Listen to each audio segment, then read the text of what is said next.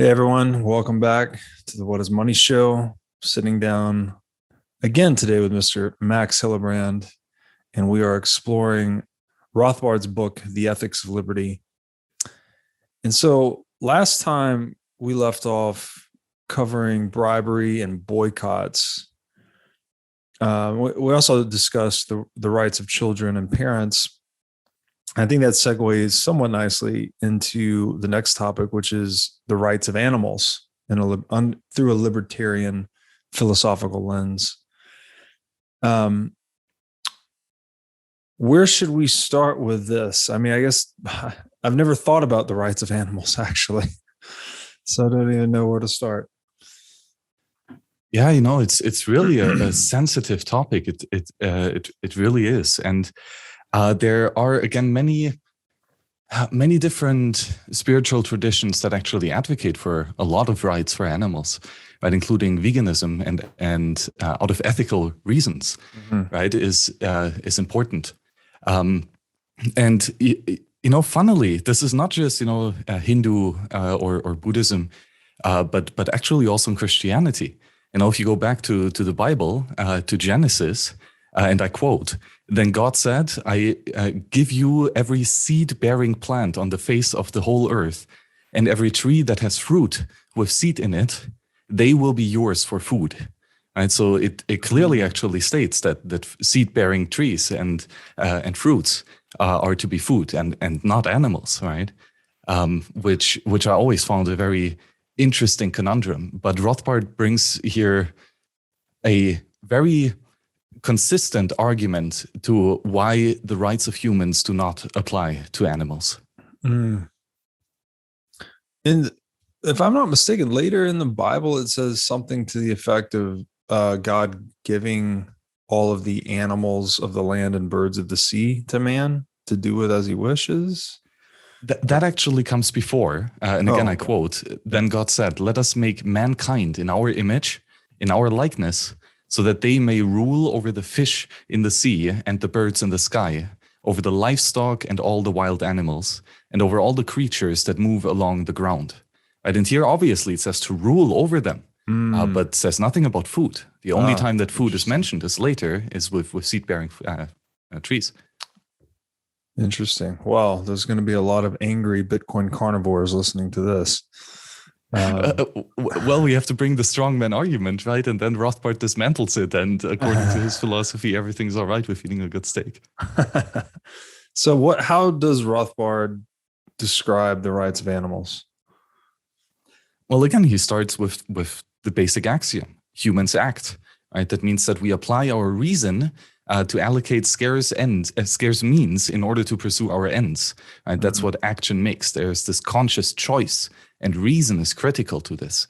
Right? And simply, animals don't have reason. They don't show to be as reasonable as we are, just in their behavior. They, in a sense, they don't build cathedrals, basically. Right? They survive and are around and eat and procrastinate, proliferate and have children, so to say. So they exist, obviously, but they don't have the defining characteristics that makes a human, and that is, according to praxeology, action. Right? That's our starting point.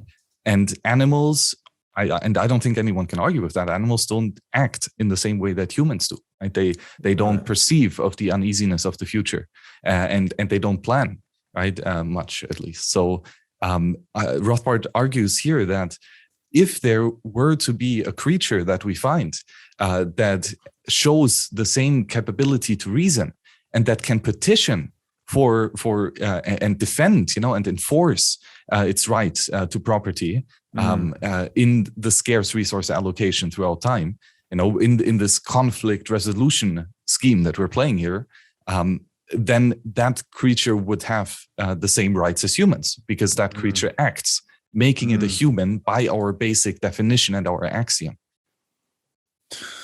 Oh, this is okay. So my question here would be, how do we actually measure that? Because one could argue that animals have at least proto-purposeful behavior, right? I'm thinking of the squirrel that's burying the nuts for winter, right? There's some perception and preparation, perception of time and preparation for the future embedded in that action, right? Well, I guess you could actually call that action because there seems to be a purpose separate from purely instinctual behavior, as I think Rothbard draws a line. And what it seems to me is just to try and like push back on this is that not almost like this anthropomorphic arrogance in a way? We're saying we have reason and purpose, and all these other animals don't know what they're doing. They're just following their instincts. Like, couldn't that just be flipped on us and say we're just following our own set of instincts, which just happen to be different from the animals themselves? Yeah, that's a great argument, and Rothbard here really is very how do you call it, racist, but in between species. Okay. He's very human centric here, speciesist. Yeah. And he also brings up this other thought experiment that all of a sudden this creature arises, right, and alien comes from outer space or something. And it just starts, butchering people and killing innocent children, and it just doesn't stop. Complete psychopathic behavior, just out for slaughter. This is not a same type of creature as a human, right? He clearly is only out for destruction and not for production, right? So again, these are an ethic that starts with reasonable human action as a starting point, does not apply to such an entity, right? So Rothbard argues that there would be no wrongdoing in whatsoever in like killing these entities and even excluding them completely, from your society. It's basically a war then against the species, and that's another of his kind of thought experiments to prove the point. Okay, so I guess there's two ways I'm perceiving this now. Is one, is there a way to quantify this purposefulness? Because to your point earlier, Rothbard's saying if there was an animal that petitioned for its property or defended its property, that would somehow elevate it into the realm of maybe not praxeology, but of purposeful action versus instinctual behavior. So it's like, how do we actually measure that progression? Is it even possible? Difficult. Yeah. And it's the same question for children too, right? When do children turn from potential human beings, potential actors, right, to actors, to real human beings that stand for their rights? And that's the thing. That's why children are special, right? Because contradictory to animals, they have a pretty good track record of growing up to be reasonable actors, while a cow does not, right? Yeah. Sure, a squirrel might stack, her nuts, which, by the way, the squirrel is obviously the best Bitcoin sat stacker ever. Right? So that should be the good mascot. But, it still, it doesn't engage with us in the division of labor, like in the really advanced, nuanced and maculous free market network of production stages that we as humans can actually manifest, right? So there's just a different degree of reasonableness, let's say, of capability of the mind. And why is that? I don't know. Maybe it is biological and literally the brain size or something like this, or maybe there is really some spiritual reason and some purpose for us crazy monkeys to be on this planet, right? But that's kind of a different question. It's just a situation that we find ourselves in, that we are a species that are extremely unique in that capability to reason and to collaborate in a free market, and to choose not to be destructive, but instead to choose to be productive and to help each other out. Right. Yeah, man, it's okay. So if he delineated that the defense of property would somehow allow us to ascribe this purposeful action to animals, I mean, I would argue that you can find that, right? You can go into the wild and try and encroach on a lion's domain or what have you, his property, right? His territory, which again, in some of my writing, and I've there's other books about this, that there's some literature that makes the case that human beings express their territoriality and property rights. So we're effectively, we've just taken this very basic biological impulse and put it and enshrined it in a more sophisticated social institution, as we tend to do. You know, we're the thing that makes us different is that we're able to reflect on our own behavior and then pass knowledge over time. And that seems to be connected here. It's like that is the evolutionary advantage we have over all other animals, right? That we can, our learnings are not confined to a single organism, right? Okay, generation to generation, animal is adapting, but they're not passing on literature, right? There's not knowledge from the collective hunts of lions across history that are passed on to the next. At least not knowledge that we can understand. That we can understand. Again, that's a great point. So I guess this idea of self-reflection, that we have this capacity for self-reflection and recording and understanding symbols, language, this gives us an evolutionary advantage, and an advantage that lets us accelerate and co-create our own evolution in many ways. Is that not what we're just defining here? We're just saying we are the superior creature because we have this superior evolutionary advantage that no other animal has. Therefore, we're the most powerful, so we have all the rights. Yeah, that is a good point, right? But I do agree that the self-reflection really is a critical part. Again, that plays back to the Bible, right? Of Eve eating the fruit of the apple and then becoming self-conscious and realizing that she is naked and vulnerable and living in times of uncertainty, right? And that she needs to work to allocate scarce resources in order to achieve her ends, right? That's, again, very in touch with praxeology and pretty in line with what Rothbard points out here, right? Even that paradise story was the realization of the uncertainty and the realization that we can do something about it. Right, and that there's a good and a bad path, so to say, right? You gain knowledge of good and evil, and that the line of that runs right down through your heart. Yes. Oh man, this is a lot to get my head around, because I'm in one hand, I'm like, okay, humans have reason, this unique we objectively have reason, which is a unique evolutionary advantage. It's what distinguishes us from animal, effectively, right? That we can communicate with language. And as Yuval Harari covers in Sapiens, it is that very ability that lets us cooperate flexibly in large numbers, right? He says, so you can unite 10,000 human apes under a flag, but the ape troop, like a chimpanzee troop, is limited to the Dunbar number effectively. So it is our very ability to tell and interpret stories is what gives us this distinct evolutionary advantage by which we conquer the world. But if that's the argument for us being dominant and ruling over the animals, I think that's a dangerous argument, actually, because this is implying, if I'm understanding this correctly, that predator and prey dynamics determine who rules over who, right? We basically are the top of the food chain because we have the most power through the power of reason, if you will.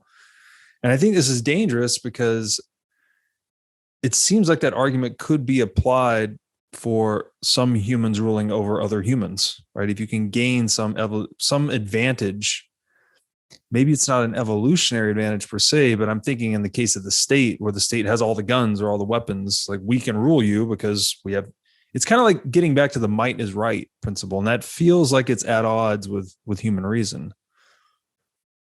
Yeah, that's a great point, and really one that's tough to dig apart here, right? And even I think Rothbard struggles to make a concise argument. And again, there are numerous counter arguments, right? Yeah. So it is difficult for sure. But one more point to bring up is that, what's the first thing that Eve does after eating the fruit from the tree, right? She tells Adam, right? And she tells him the story, she communicates, convinces him to do the same thing, right? She ventured out of the cave and now comes back inside to educate the others, right? That's, again, this is such a this is like, for so many stories, this is the differentiating type that starts the, what it means to be human. And, the thing is, like, again, why is praxeology so useful? Because it basically only has one assumption, and that's that humans act. And the cool thing is that I'm human and that I know that I act, right? I have no idea if Robert is a human or if he acts, right? To be honest, he might be just pixels on a computer screen right now, which he actually is for me. So I have no certainty if Robert acts, right? But I know that I do, right? And that means that it's a reasonable starting point. Now, do cows act?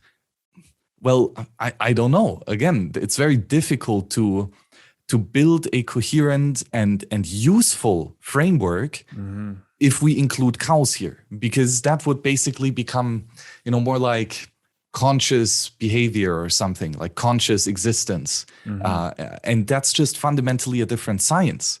And the thing is that, again, we want to solve a problem here fundamentally. And the problem is that of resource allocation.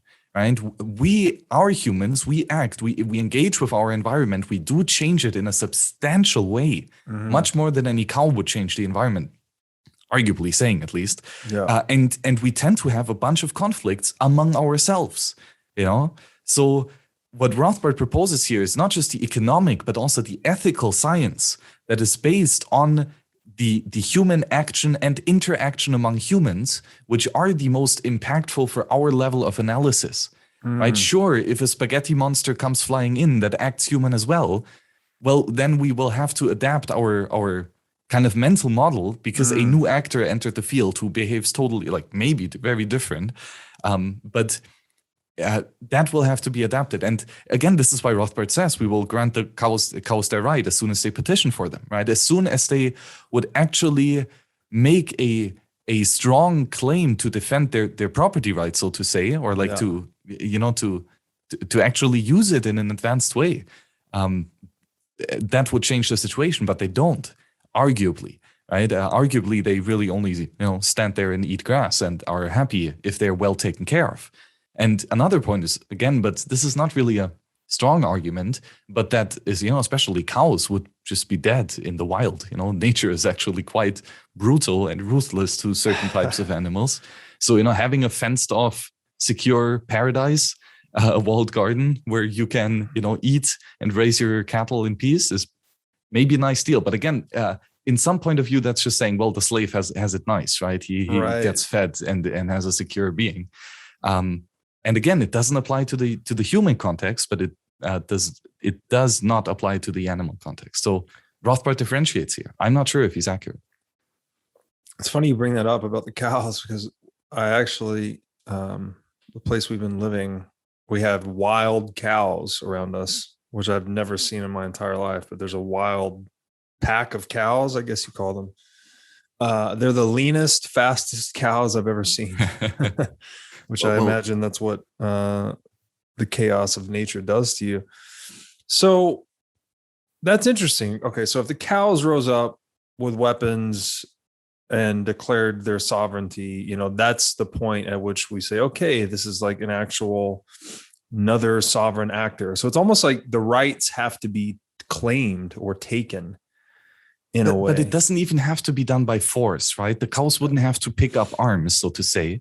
They would just have to start to trade, and ask for a price basically in exchange, and to become an actual meaningful entrepreneur in our deep production stages. Okay, so participation in the division of labor is the line then. Like if the cow started to trade with us and became a conscious economic actor, then Rothbard would say, hey guys, we should stop eating those cows that are trading with us. Basically, yes, because them being there is more productive for everyone, and they can make their life on their own without leeching from us, but by being productive themselves. Right. They can be a risk-seeking entrepreneurial actor. And again, if they participate in the division of labor, then they are already an actor. Right. You cannot be a participant in the division of labor without being an individual that acts. Yes. It doesn't happen. Right. So if they come to the state, that they would somehow barter and produce, that would make the point. I think.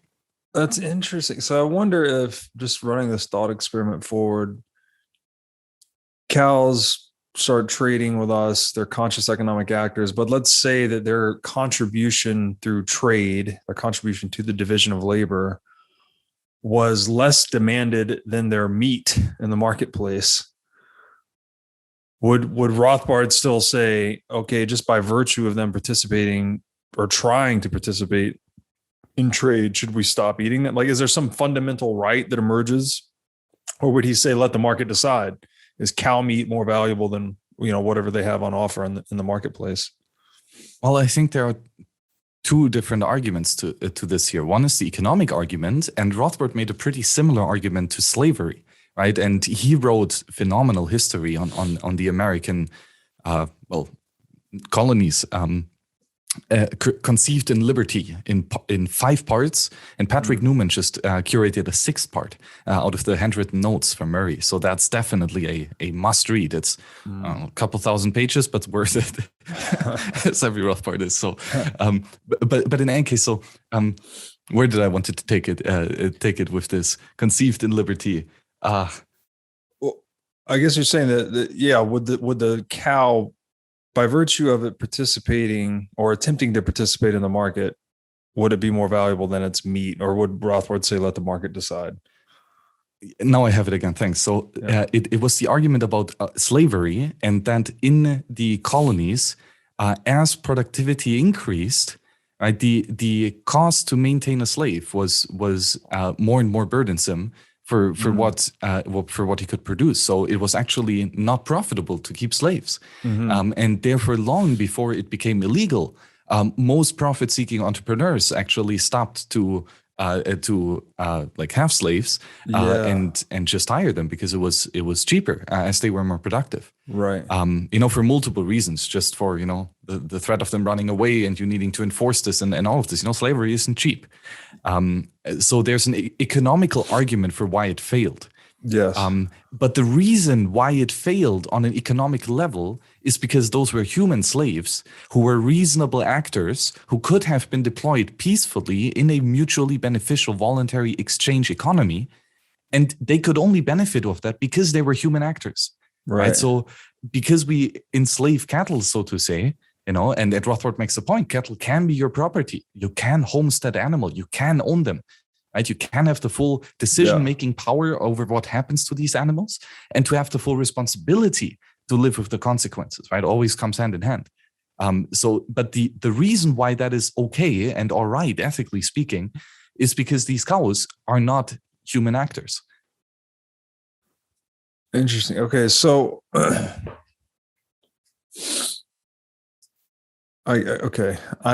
what I keep coming back to with this, because this line of argument is very interesting to me, because I'm thinking through kind of sovereign individual lens in a way. Is it all Darwinism, right? Is it all about, can you protect, is the property right completely rooted in its defensibility? Because as Rothbard set out in the beginning of this book, he seems to argue that by virtue of humans having this self-reflective capacity for reason, that we have some unique right to not be aggressed against. But it seems to me in these other domains, like animals specifically, that for them to earn a similar right, they would need to be able to defend the right. Is the right rooted in its defensibility, this right to non-aggression? No, I would differentiate them. To have a right and to be able to defend a right is different. And I think, to answer your question, remember what Rothbard wrote in the early parts of the book, right? That I'm probably going to misquote, but the ethic of a group, so to say, is dependent on what is best for that group to survive and thrive. Something like this, right? Okay, yeah. The good of a creature is what's in line with its nature, something like that, right? Yeah, something like that, right? And the thing is, because humans are reasonable, it is in their nature to understand that mutual beneficial exchange is prosperous for everyone. Yes. Right? And therefore it becomes an ethic for all reasonable creatures to collaborate together and to build something much more beautiful than they could have built on their own. Okay, fair. But I think in some instances, it's also reasonable, given certain circumstances or technological realities and lack of scruples, it would be reasonable for some human conscious actors to transgress against the property of others and take it, right? If it's profitable. So this is where I keep hitting this bedrock of Darwinism. It's like, okay, then the purpose of innovation and institutions, like it's not only they're designed to create more wealth, make it more abundant through the division of labor, but it also needs to have this resistance to theft, right? Social institutions need to restrain humans from stealing from one another. Our technologies need to restrain one another from stealing one another. Like we need to remove the possibility of immoral behavior technologically. I think that's the best way to advance. And that's one of the core value propositions of Bitcoin, right? Unconfiscatable capital. I don't like, this is where I feel like I might be differing from Rothbard a little bit. He thinks there's some universal ethic that we should just all be reasonable and see that cooperation is the best strategy. But in many cases, this is like the hawk versus dove evolutionary game theory. If everyone's a dove, which is just to say they don't escalate conflict, they're nonviolent, then all of a sudden it's really profitable to be the one hawk amid a bunch of doves where you escalate conflict because you'll clean up, right? Your profit margins are huge. And the opposite, right? If you're this, and I wrote about this in one of the pieces, but there's an evolutionary game theoretic matrix to this. So is Rothbard's libertarian philosophy here divergent from Darwinism? I don't think so. Perceiving it. Because Rothbard is not a pacifist, right? He doesn't he doesn't want individuals to be doves, right? Or defenseless and hoping that there is no aggressor. Right. He's very like with his feet on the ground, so to say, to understand that there are attackers, very real, and they are both private individuals as well as state actors. And they are a massive threat. Yes. So yes, like that's very much addressed. It's just that what he lays out here is that, so we find these monkeys with free will and the power to choose, basically, and they can make an infinite amount of choices, and some choices have so there are, you can logically deduce that some choices are where everyone wins, and some actions are where one party wins and one party loses. Oh, okay. So choosing positive sum or zero sum games. Yes, right. Okay.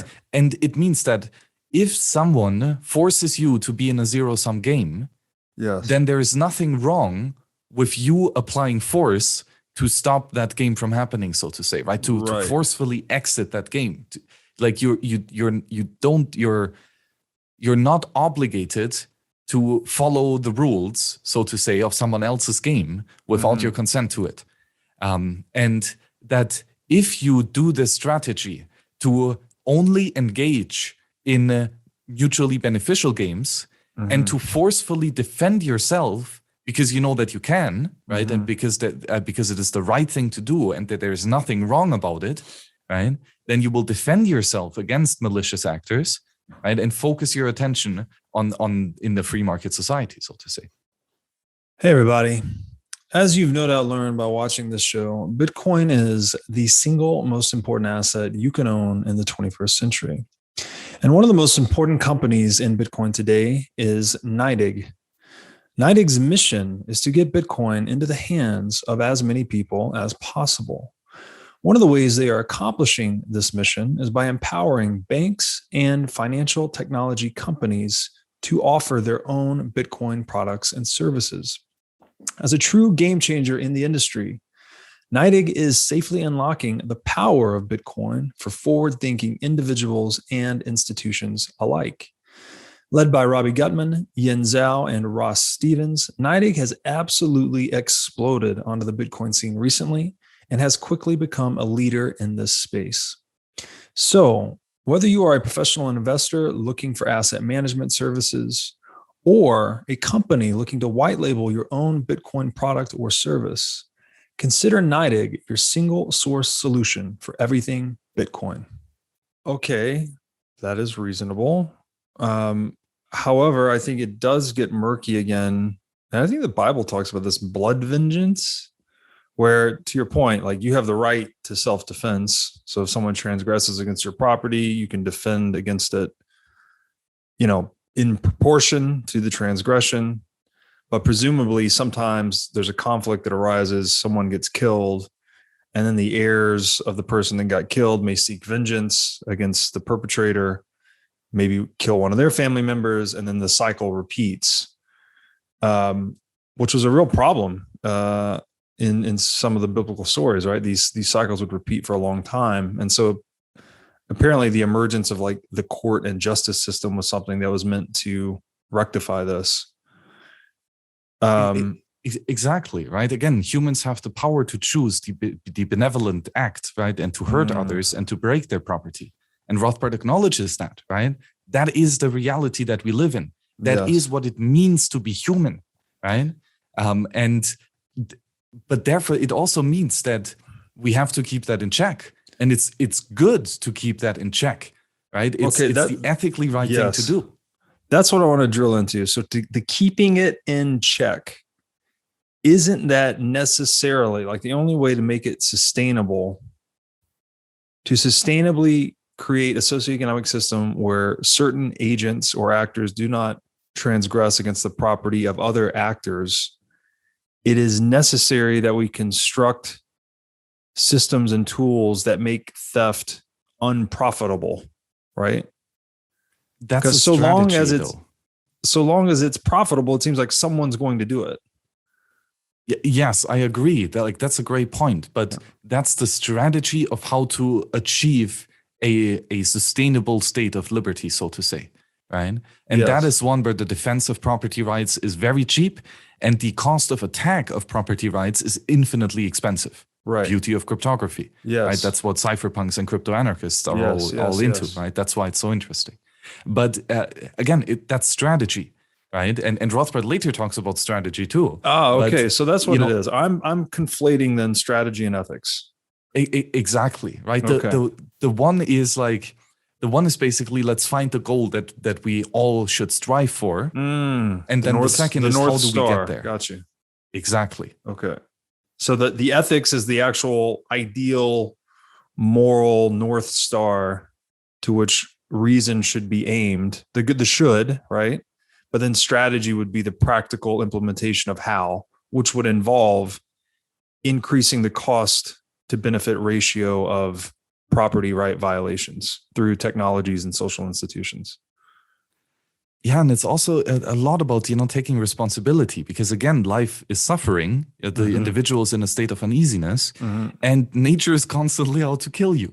And there are 1,001 ways that you could die. Starvation, cold, heat, water, like too much water, not enough water. Everything kills you basically, right? So, and there's a lot of things that are just bad luck. Like life's tough. You live up in an area where all the ground is salty and you can grow nothing and your animals won't graze. Right. Just bad hand dealt, that sucks. And it might not necessarily have been your actions that caused that, right? So that is some level of suffering that might not be your responsibility. So it's like your direct influence, your actions did not cause that necessarily. Right. But then there are other types of suffering, right, that you very much did cause, and for example, going out and raping the women of the next village and pillaging them, and killing the children is probably going to come down as a bad consequence for you, and you're going to end up in more suffering that you would like. And if that's the point, then you can ask yourself, did I do something wrong? Where did I make a mistake, right? And a ethic is a basic level, that highlights the most severest of mistakes, and that is to completely negate the rationality of private property, and to aggress and to be a parasite instead of being productive. Right? Many reasons to be that, but it's just not the full potential that a human could do. And that's the difference between the suffering that's kind of just the nature of things and the man-made suffering that is very much your fault, right? Very, very much your fault, because you did that action that you could have a priori deduced that it would create more suffering than good. Right. Okay. Now we're getting somewhere, I think, at least from my own understanding. Ethics is perhaps somewhat about, well, let me start here. So violating property of someone else, say that it's a profitable act for whatever reason. I've got a ton of weapons. You don't have any. I can just come and take your farm, right? And that's going to yield a lot of economic benefit to me. That could be consistent with a Darwinian-like economic strategy, right? I'm the predator, you're the prey. But it would always contradict this universal human ethic of this is contrary to human reason, right? You're creating a zero-sum game when we know a priori positive sum games are net benefit for everyone forever. So you could have a non-ethical action that is a effective strategic action. You could have a divergence between ethics and strategy. Yeah, that's the big question. If the ends justify the means, right? If you have the intent of bringing a utopia, and you do an action that is against basic ethics, like, for example, the non-aggression principle, you know, butchering the children for the greater good, then this, well, you know, it's an ethic to say that that's a good thing to do. But I would argue it's a horrible ethic, you know, because it leads to very dire consequences. And, you know, this is also kind of backed by Darwinism, you know, because we kind of did try, you know, different strategies of how to collaborate. One was with the free market, you know, that somewhat a little bit we tried that out in the West, worked kind of well, you know, and then we tried communism, which is basically full on collectivist and everyone is looting and there's no private property whatsoever. And that turned out to be an organism that died off miserably, you know, a very slow and brutal death, but nevertheless a death. Yeah, the apex of human horribleness, frankly, right? And this is, so I keep coming back to this point too, that it's just about clarity of property, as we laid out in all of our previous recordings. Like, if you just focus on property, it cuts out a lot of the noise here. So how I'm thinking about this right now is that ethics is sort of recognizing your sphere of control in a way, which there was a great football coach I heard speak. His name escapes me at the moment, but he said he teaches all of his players that there's only two things in the world you can actually control, which are your effort and your attitude. Essentially, you can't control outcomes. You can't control, you know, all of the natural environment, what it's going to do to you, if it's going to rain, if your wife's going to leave you. Like, all these things are just completely out of your control. But individually, we all control our effort and our attitude. And so when that sphere of control, like in the mind of a communist, I guess you would say, or any statist, actually, I don't want to zero in on just the communist, all statist, they think they can control the property of others to some extent, right? To a greater or lesser extent, whether via taxation, inflation, conscription. So that's when the ethic becomes polluted in a way, because you've actually gone beyond the truth, which is the truth is you can only control yourself, essentially. But as soon as you think you can control others, you have now given rise to a flawed system of ethics. Yes, and one that is for sure beneficial to some, you know, like it's not that it's a net negative game, you know. One party wins, the thief, right? Obvious, at least in the short term. But in the long run, the thief loses too, right? Because you now created the zero-sum game that destroys civilization if it scales, a la Soviet Russia, a la 2021 United States. Yeah, and you know, it's an extreme example.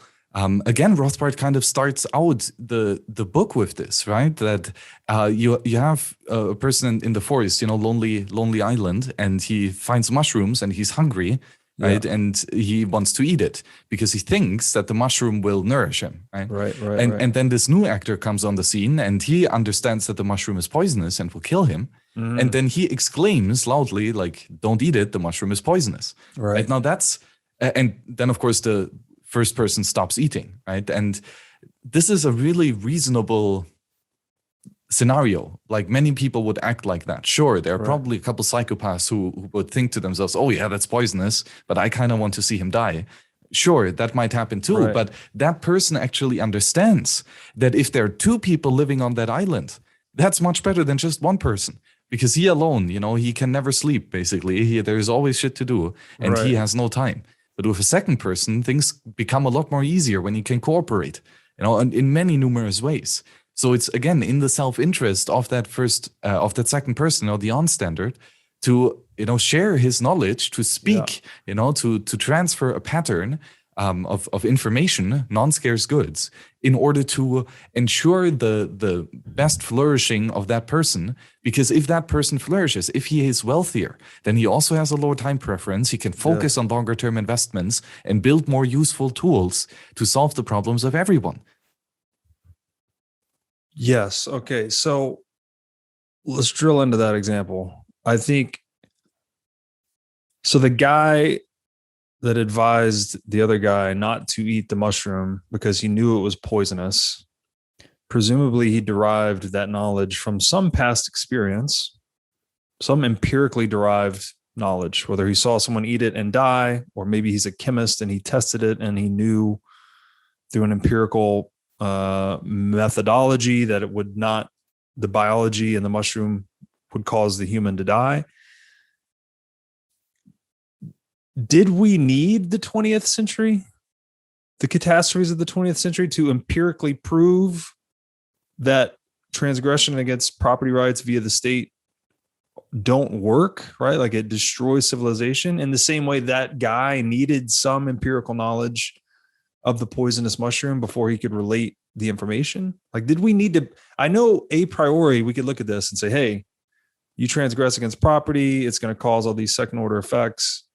But, even today, people don't respect that necessarily. People don't even know what that means. Did we have to empirically prove it to ourselves? That's a great question. And, arguably, that's one of the most stellar recent achievement, of the Renaissance and Enlightenment was to grapple with reason and to master reason and to become even more conscious of it, and to understand what it does and how useful it is, right? And how it can really make a substantially better world. I mean, look at, medicine and physics and the sciences, that's just incredible. It's just that, if kind of reason was applied in the wrong way with economics, so to say, and that led to a very easy excuse to steal from people. And again, people are benevolent and want to steal from people, so that's just what we do, apparently. Yeah. And then any excuse is good. But the cool thing is that with reason, we can logically establish it. So, well, I guess we did not have a proof of this, even before 1996 or 1960 something-ish, right? Because Rothbard wrote that book there. Like before then, there was no logical, praxeological proof that the property rights are a universal ethic. Right. Nobody has written it down. So arguably, it really took us that long to articulate it, at least in the tradition of thought that we currently hold. But the basics of it are ancient. Again, this is the ancient stories of, Mesopotamia all the way to the Bible. And, of course, the American Revolution is just a highlight of it. So it does seem that there was always a curiosity about this subject. If there is this universal good to strive towards, and how to build towards that. And maybe it just took that scientific revolution in mathematics and physics to sharpen us more to understanding reason and how it can be applied to us crazy humans, contrary to stones and objects. How does reason apply to actors?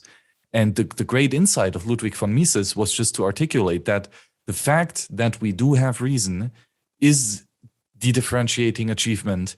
And that is where our new starting point is, reasonable human actors. Yeah, wow, it's a lot to take in. So Ethics of Liberty written in the 60s, you said?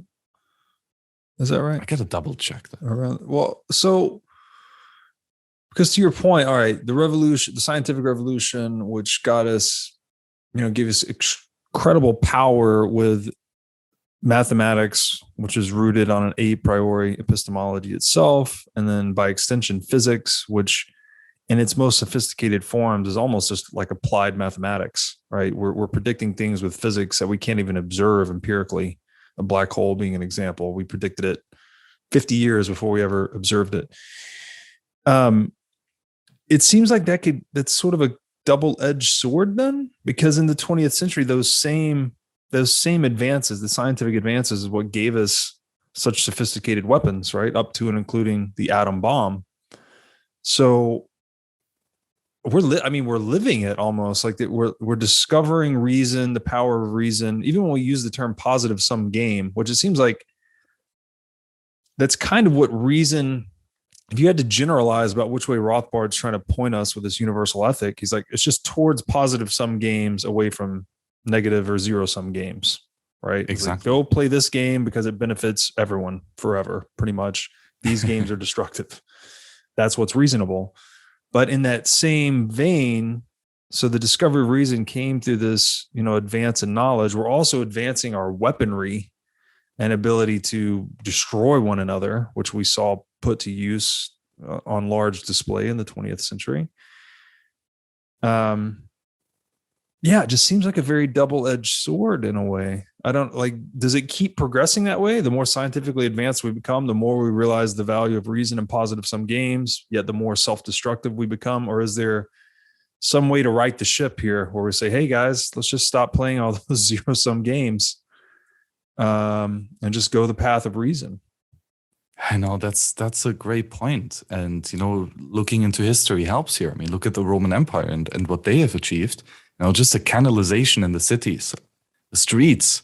Those were like marvelous, like crazy, the Colosseum and all that they could do. It's like, that's, we can't even do that today. So, they were quite successful in the extent of their division of labor. Let's say that at least. Yeah. Yet still they crumbled and collapsed, right? Maybe because they had these incredible tools that allowed them to conquer the entire planet, basically. And that, interestingly, like this is somewhat again of a centralization pressure or a pooling pressure, as Eric Woskill would put it, actually, which is an inherent design flaw in Bitcoin too, right? That if we pool towards a large central third party, then things start to collapse. And there's just a huge tendency somehow to pool towards these big centralized parties. I don't know if this cycle has always existed. If it increases in swing every time. It seems that we're a bit more advanced now than we were back in Rome, but I don't know how it was in Egypt. So right. Crazy things could have happened back then. So I don't know where we are now in relation to other times in the cycle. And if there even could be a tool to break that cycle. I'm not sure if any tool can do that, as again, the line between good and evil runs down through the heart of every individual, and individuals are the ones using tools. Right? So the tool might help shape incentives, but I don't think that they will eradicate what makes us human. Yeah. So I'm not sure if there's an actual end to this type of cycle, or if this just how the mega trends end up evolving. Yeah. So some things to think about here. One book that comes to mind, I don't know if you've read this one. It's The Lessons of History by Will Durant, and his wife, Will and Oriel. It's a 100-page book that basically lays out a synopsis of history. It's really brilliantly written, clearly broad strokes, given it's 100 pages covering all of world history. But one of the arguments they make there is that they call it, I think, something like the heartbeat of history.